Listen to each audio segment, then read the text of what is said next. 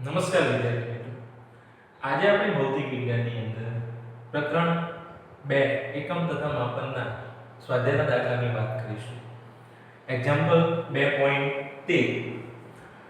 એક ભૌતિક રાશિ p નું માપન ચાર રાશિઓ a b c અને d ના સાથેના સંબંધ આ મુજબ છે. p બરાબર a ની 3 ઘાત b ની 2 ઘાત ભાગાકારમાં વર્ગમૂળમાં c ગુણ્યા d. હવે તમને અહીંયા આવું એક સૂત્ર આપેલું છે p અને લખેલું છે કે a b c અને d માં પ્રતિશત ત્રુટિ અનુક્રમે 1%, 3%, 4%, 2% છે. તો p માં પ્રતિશત ત્રુટિ શોધવાની કીધેલી છે અને ઉપયુક્ત સંબંધનો ઉપયોગ કરીને ગણતરી કરતા p નું મૂલ્ય 3.763 મળતું હોય તો આ પરિણામને આ મૂલ્યને ક્યાં સુધી રાઉન્ડ અપ કરશું. એટલે અહીંયા બે પ્રશ્નો પૂછેલા છે. આ જે બે પ્રશ્નો છે એ બંને પ્રશ્નોની આપણે એક પછી એક ચર્ચા કરીએ. તો સૌથી પહેલા તો p ના માપનમાં પ્રતિશત ત્રુટિ શોધવાનું કીધું છે. હવે મિત્રો આપણે સૂત્ર આપેલું હોય અને એનો અન્ય ભૌતિક રાશિ સાથેનો સંબંધ આપેલો હોય ત્યારે પ્રતિશત ત્રુટિ મેળવવાની મેથડ થિયરીમાં જોઈએ. તો પહેલા આપણે શું કરીએ, અહીંયા સૂત્ર લખી દઈએ. p બરાબર a ની 3 ઘાત b ની 2 ઘાત વર્ગ ભાગાકારમાં વર્ગમૂળમાં c એટલે એને c ની 1/2 ઘાત લખાય અને d. આ સમીકરણ છે. આ સમીકરણ પરથી પ્રતિશત ત્રુટિ મેળવવી છે. તો પ્રતિશત ત્રુટિ મેળવવા શું કરીએ છીએ તો કે આ સમીકરણની અંદરથી આપણે ડેલ્ટા p બાય p નિરપેક્ષ સુધી સ્વરૂપે લખીશું ગુણ્યા 100%. તો આ શું આપશે આપણે p ના માપનમાં ઉદ્ભવતી પ્રતિશત ત્રુટિ. હવે આ બાજુમાં શું કરીશું તો તમને ખ્યાલ છે કે જેટલી ઘાત હોય એટલી આગળ આવતી રહે એટલે 3 ટાઈમ્સ ડેલ્ટા a બાય ગુણ્યા 100% plus 2 times delta b by b ગુણ્યા 100%. c ની 1/2 ઘાત છે તો ઘાત આગળ આવતી રહેશે અહીં plus 1/2 delta c by c ગુણ્યા 100% અને plus delta d by d ગુણ્યા 100%. મિત્રો આ જવાબો આપણને આપેલા છે. ડેલ્ટા a બાય a ગુણ્યા 100%, ડેલ્ટા b બાય b ગુણ્યા 100%, ડેલ્ટા c બાય c ગુણ્યા 100% અને ડેલ્ટા d બાય d ગુણ્યા 100%. આ જવાબો આપણને અહીંયા પ્રતિશત ત્રુટિ a b c અને d ના માપનમાં જે ઉદ્ભવે છે તેના જવાબ તરીકે આપેલા છે. તો હવે શું કરીશું તો અહીંયા 3 ગુણ્યા આની જગ્યાએ આખાની જગ્યાએ શું લખેલું તો કે a ના માપનમાં ઉદ્ભવતી ત્રુટિ કેટલી પ્રતિશત ત્રુટિ તો કે 1%. તો અહીંયા શું લખી દઈશું 1% પ્લસ 2 ગુણ્યા ડેલ્ટા b બાય b ગુણ્યા 100%. એનો જવાબ આપી દીધો છે 3%. તો અહીંયા આવશે ગુણ્યા 3% પ્લસ જે પ્લસ છે અહીંયા એ એઝ ઇટ ઇઝ મૂકી દી 1/2 અને ડેલ્ટા c બાય c ગુણ્યા 100% નો જવાબ આપેલો છે 4%. એટલે અહીંયા ગુણ્યા 4% વત્તા ડેલ્ટા d બાય d ગુણ્યા 100%. એટલે એ સીધો જવાબ અહીંયા મૂકી દઈએ 2%. હવે બધાનું સાદુરૂપ આપી દઈએ તો આપણને આવો જવાબ મળશે 3 ગુણ્યા 1 એટલે 3% વત્તા 2 તરી 6% વત્તા આનું સાદુરૂપ 2% થશે અને વત્તા 2%. આ બધાનો સરવાળો કરીએ તો 3 અને 6 9, 9 અને 4 13% જેટલી ત્રુટિ પીના માપનમાં ઉદ્ભવે ડેલ્ટા p/t ગુણ્યા 100% એટલે કે p ના માપનમાં ઉદ્ભવતી પ્રતિશત ત્રુટિ કેટલી મળી તો એનો જવાબ મળ્યો આપણને 13%. આ પહેલો પ્રશ્ન અહીંયા પૂરો થયો. આજે શોધવાનું કીધું હતું. હવે બીજું કહી દીધું છે કે આ પરિણામને કયા મૂલ્ય સુધી રાઉન્ડ અપ કરીશું. તો એનો જવાબ મળે છે p નું મૂલ્ય કેટલું મળે છે? p બરાબર 3.763 મળે છે. હવે આ જે મૂલ્ય છે એ રાઉન્ડ ઓફ કરીને કેટલું લખાય? કેટલા ડિજિટમાં કરવું જોઈએ? આમાં કેટલા સિગ્નિફિકન્ટ ડિજિટ હોવા જોઈએ? તો આજે 13% જવાબ મળેલો છે ને એના ઉપરથી તમે એ આન્સર છે એના ડેલ્ટા p/p માં લખશો તો કેટલો થશે? આની ઉપરથી ડેલ્ટા p/p લખીએ તો ટકા કાઢી નાખવા હોય તો શું કરવું પડે? 100 વડે ભાગવા પડે. તો 13 ભાગ્યા 100 એટલે કે 0.13. ડેલ્ટા p/p નો જવાબ 0.13 મળ્યો. આની અંદર કેટલા સિગ્નિફિકન્ટ ડિજિટ કહેવાય? સાતક અંકો કેટલા? તો કે 2. એક અને તો આપણો જે જવાબ છે p નો જવાબ એ કેટલા ડિજિટમાં હોવો જોઈએ? 2 ડિજિટમાં હોવો જોઈએ. 2 ડિજિટ એટલે 2 સાતક અંકો હોવા જોઈએ. તમે જુઓ છો કે 3.763 માં કેટલા સાતક અંકો છે? 1 2 3 અને 4. આ ચાર સાતક અંકોમાંથી 2 જ અંકોમાં જવાબ લખવો હોય તો રાઉન્ડ ઓફ કર્યા પછી p નો જવાબ કેટલો થશે? p બરાબર શું લખવું જોઈએ મારે? તો હવે અહીંયા રાઉન્ડ ઓફ નો નિયમ લાગુ પાડી અને સાતક અંકો 2 જ રાખવા છે. તો આ 6 છે એને આપણે કાઢી નાખવા પડે અને 3 ને પણ કાઢી નાખવા પડે. 6 અને 3 નીકાળી દઈએ તો 6 ને નીકાળીશું તો આગળની જે સંખ્યા છે એમાં એક એડ થશે. નિયમ પ્રમાણે રાઉન્ડ ઓફ કરવા માટે આપણે જાણીએ છીએ કે 5 કરતા મોટી સંખ્યા હોય તો આગળની સંખ્યામાં એક ઉમેરી દેવાનું. તો p નો જવાબ ક્યાં સુધી લખવો જોઈએ? તો 3.8. 2 સાતક અંકો સુધી લખવો જોઈએ. એટલે આને આપણે આ રીતે લખીશું. બરાબર? તો આ બીજો પ્રશ્ન છે. પરિણામ કયા મૂલ્ય સુધી રાઉન્ડ ઓફ કરશો? તો પરિણામ જે છે એને આપણે 3.8 સુધી લખીશું. એમાં 2 સાતક અંકો આવવા જોઈએ. બરાબર? તો આ પ્રશ્ન અહીંયા પૂરો થઈ જાય છે. હવે 2.14 ની વાત કરીએ.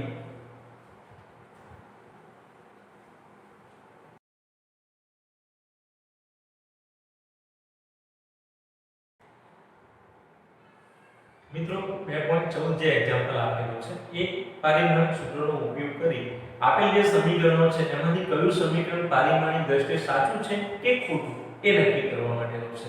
આપણને અહીંયા ચાર સમીકરણ આપેલા છે. y બરાબર a sin 2πt/t જ્યાં y શું બતાવે છે? તો કે સ્થાનાંતર બતાવે છે. a શું બતાવે છે? કણનું મહત્તમ સ્થાનાંતર બતાવે છે. t સમય બતાવે છે, કેપિટલ T આવર્તકાળ બતાવે છે. બીજું સૂત્ર છે a sin vt. v એ શું બતાવે છે? તો એ કણની ઝડપ બતાવે છે. આની અંદર y બરાબર a/t sin t/a અને y બરાબર a√2 sin 2πt/t cos 2πt/t. આ ચાર સૂત્રો પારિમાણિક દ્રષ્ટિએ કયું સમીકરણ સાચું છે કે ખોટું એ આપણે નક્કી કરીએ. તો સૌથી પહેલા આપણે અહીંયા પહેલા નંબરના સમીકરણની વાત કરીએ.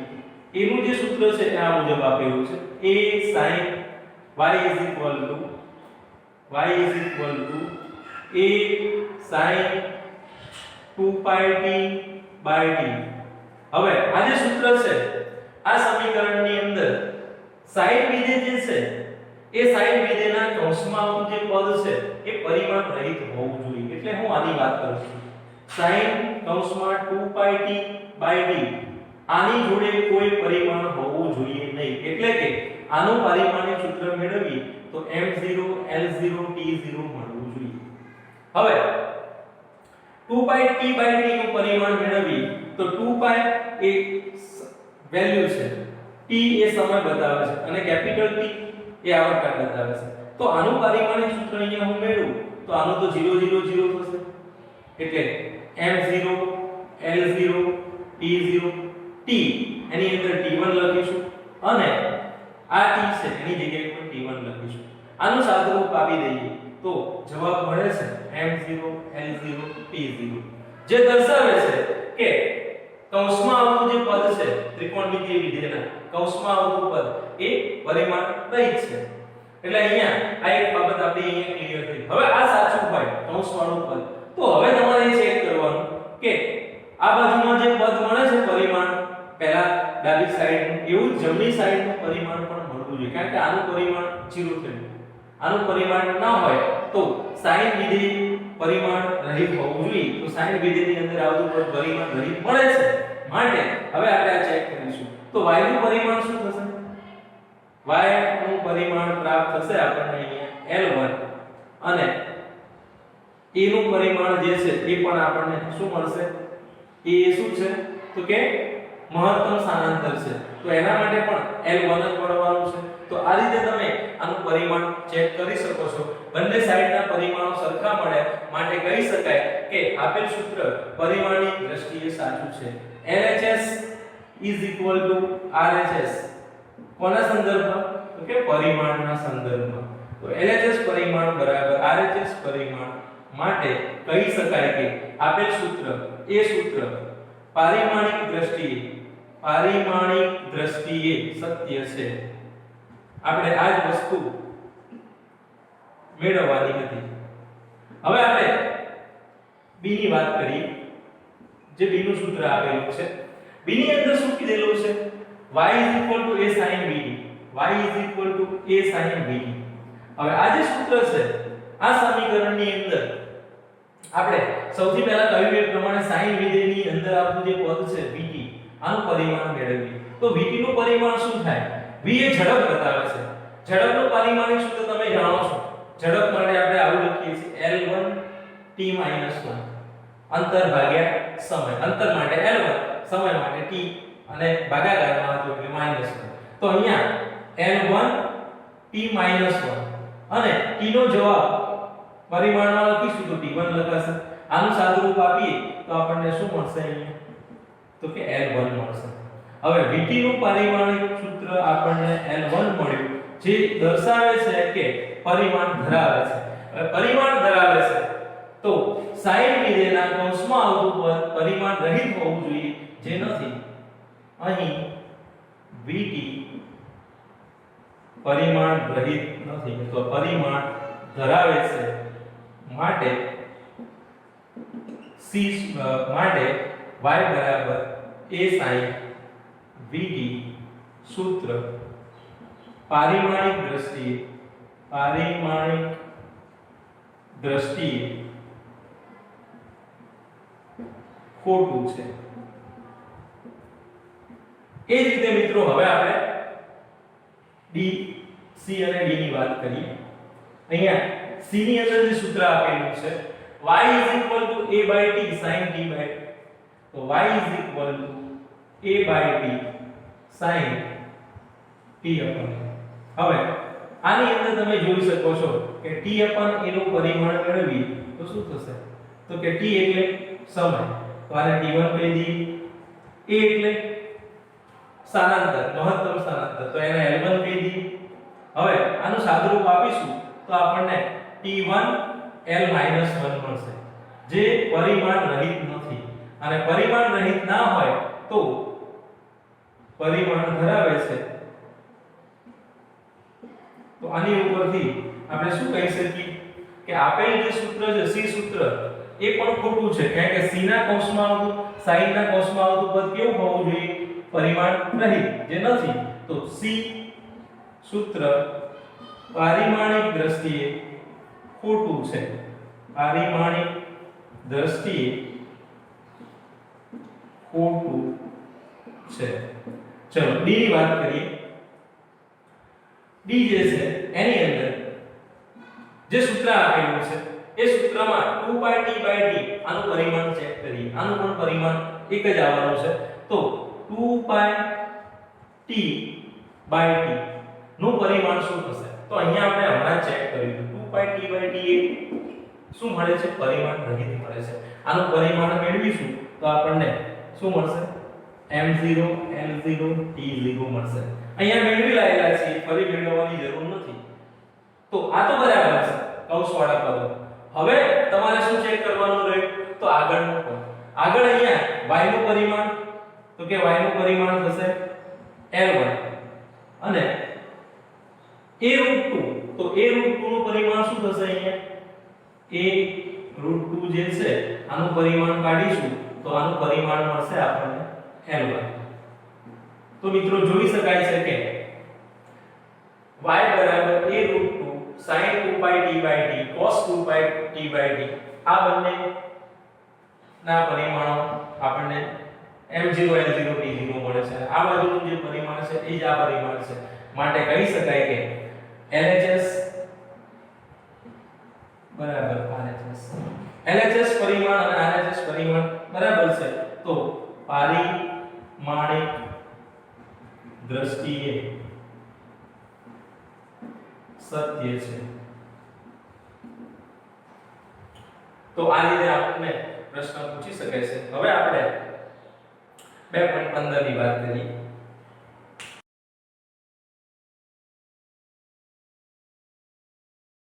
મિત્રો 2.15 જે આપેલું છે આ પ્રમાણે છે એક વિદ્યાર્થી ભૌતિક વિજ્ઞાનમાં પ્રચલિત એવા કોઈ કણના ચલિત દળ સ્મોલ m અને સ્થિર દળ m0 તથા કણનો વેગ સ્મોલ v અને પ્રકાશની ઝડપ c વચ્ચેનો કૌંસમાં આપેલું છે આ સંબંધ પ્રથમ આલ્બર્ટ આઇન્સ્ટાઈનના વિશિષ્ટ સાપેક્ષતાના સિદ્ધાંતના પરિણામ સ્વરૂપ મળેલો હતો આ સંબંધને લગભગ સાચો યાદ રાખીને લખે છે પરંતુ અચળાંક c ને ક્યાં મૂકવો તે ભૂલી જાય છે તે m બરાબર m0 ભાગ્યા 1 - v સ્ક્વેર ની 1/3 ઘાત લખે છે અનુમાન કરો કે c ને ક્યાં મૂકવો જોઈએ અહીંયા વિદ્યાર્થી દ્વારા જે સમીકરણ લખાયેલું છે એમાં c રહી ગયેલું છે ભૂલી જાય છે એટલે એ લખતો નથી તો આ સમીકરણ આપણે સુધારીને લખવાનું છે આ સમીકરણ કોને લખ્યું છે તો કે વિદ્યાર્થી દ્વારા લખાયેલું છે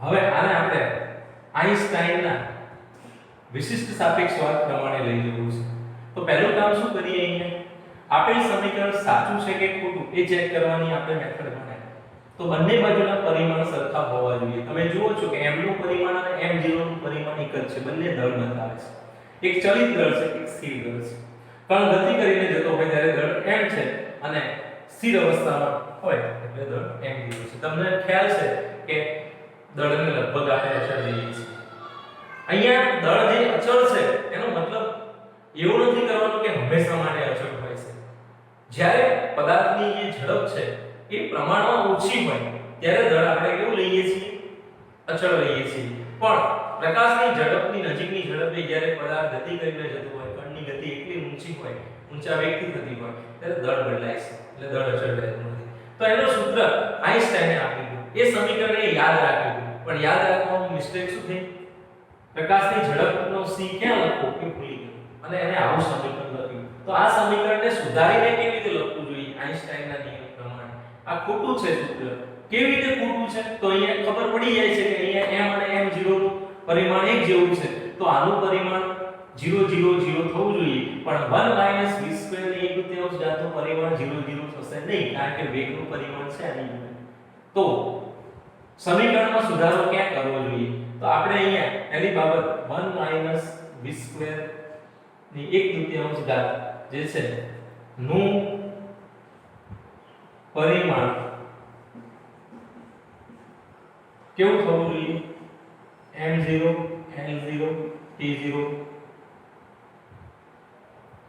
મળવું જોઈએ કારણ કે m નું પરિમાણ અને m0 નું પરિમાણ કેવું છે સરખું છે આ બેના પરિમાણ સરખા છે તો આનું પરિમાણ 0 0 થવું જોઈએ એટલે આખું જે પદ છે આ પદનું પરિમાણ શું થવું જોઈએ m0 l0 t0 પણ નહીં થાય તો એના માટે શું કરવું પડે 0 0 0 કરવા માટે તો આની અંદર કોઈ જગ્યાએ c ને ઇન્ક્લુડ કરીએ તો ક્યાં c મૂકીએ તો પરિમાણ 0 0 થઈ શકે તો આના માટે 1 - હું આવું લખું 1 - v સ્ક્વેર ની 1/2 ઘાત ને બદલે 1 - v square upon c square ની 1/2 ઘાત લઈએ લેતા પરિમાણ શું થશે m0 l0 p0 મળે તો આપણે c ક્યાં મૂકવો જોઈએ તો આઈન્સ્ટાઈન નું જે સૂત્ર છે આઈન્સ્ટાઈન ના સૂત્ર મુજબ m બરાબર m0 ભાગ્યા 1 minus v square by c square raise to half હોવું જોઈએ એટલે આ સૂત્ર આઈન્સ્ટાઈને આપેલું વિદ્યાર્થી દ્વારા આ રીતનું સમીકરણ લખવામાં આવ્યું તો તમે પારિમાણિક વિશ્લેષણનો ઉપયોગ કરી આપેલ સૂત્ર સાચું છે કે ખોટું એની ચેક કરવાની મેથડ ભણાવશો એનો જ અહીંયા આપણે ઉપયોગ કરેલો છે કે આ સમીકરણમાં ક્યાં ભૂલ છે તો કે ભૂલ આ પદમાં છે આ પદને સુધારીને લખવું હોય તો કેવી રીતે લખાય હવે એક સમજી લેજો કે પારિમાણિક વિશ્લેષણની રીત જે છે એ આપેલ સમીકરણ પારિમાણિક દ્રષ્ટિએ સાચું છે કે ખોટું એ ચેક કરી આપે છે ખરેખર સમીકરણ સાચું છે કે ખોટું એ ચેક કરતું નથી કારણ કે જો અહીંયા વિદ્યાર્થી એક તૃતીયાંશ ઘાત ના લખે તો પણ પારિમાણિક દ્રષ્ટિએ તો એ સાચું જ થાય આવું લખ્યું હોય 20 સ્ક્વેર અપન c સ્ક્વેર ની એક તૃતીયાંશ ઘાત ના લખ્યું હોય તો પણ આનું પરિમાણ તો 0 0 થઈ જાય પણ આપણે અહીંયા ખાલી પરિમાણ ચેક કરી શકીએ છીએ એક્ઝેક્ટ સમીકરણ એક્ઝેક્ટ ફોર્મ્યુલા પારિમાણિક દ્રષ્ટિએ બનાવી શકતા નથી એટલે આ વસ્તુ અંદાજિત વિદ્યાર્થી દ્વારા કઈ જગ્યાએ c હોવો જોઈએ એ ભૂલાઈ ગયું તો એ આપણે અહીંયા c અહીંયા મૂકવો જોઈએ બરાબર તો પારિમાણિક વિશ્લેષણના ઉપયોગોની આ જે બાબત છે એમાંનો આ એક દાખલો હતો આ રીતે આપણે ધ્યાનમાં લઈશું